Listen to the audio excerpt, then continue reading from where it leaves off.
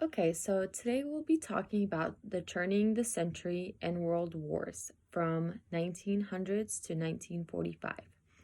We'll begin with the progressive age and era. So what was it? It was a time of great economic growth and social change in the United States. The objective of this was addressing the problems caused by industrialization, urbanization, immigration, and political corruption. What were the reforms? The progressives were interested in establishing a more transparent and accountable government which would work to improve U.S. society. These reformers favored such policies as civil service reforms, food safety laws, and increased political rights for women and the U.S. workers. Moving on to the next topic, which is the women's suffrage. What was the women's suffrage? It lasted for decades, with a long fight to win the right to vote for women in the United States.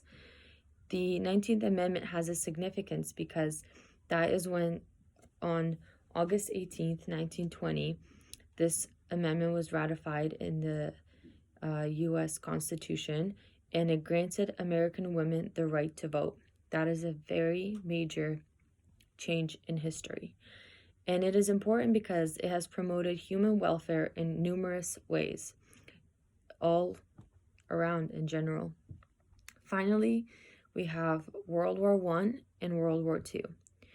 What was it? Well, World War I was when the U.S. was involved for the last 19 months of the war, which was from April 1917 to November 1918. The World War II, it took funding for education and put it to the war funding. So that became a problem because then education was not a priority. It was obviously more focused on the wars and providing all the funds that needed to go into that. So that took a toll on education. The war altered education in the U.S. throughout curriculum changes with government pamphlets and required patriotism sessions. And the government instituted many programs for the changes to American education. So the government, like I said, was taking away the funding that was meant for education and putting that towards the war. So that put a major damper on education, so it wasn't taken seriously. People weren't eager to learn things and go to school and so forth. And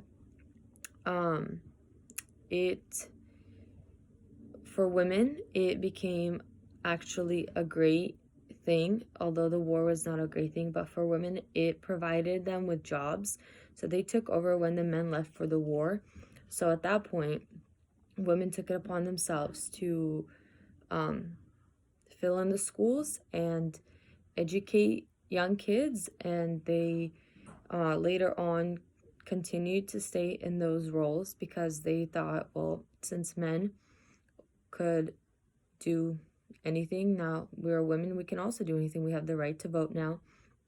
And because they were doing such a great job, they fought for their right and they were able to stay in their positions. And today we have grown so much, and women till this day have the same opportunities as men do. So thank you so much for listening to the Turning the Century and the World Wars, which lasted between 1900 to 1945.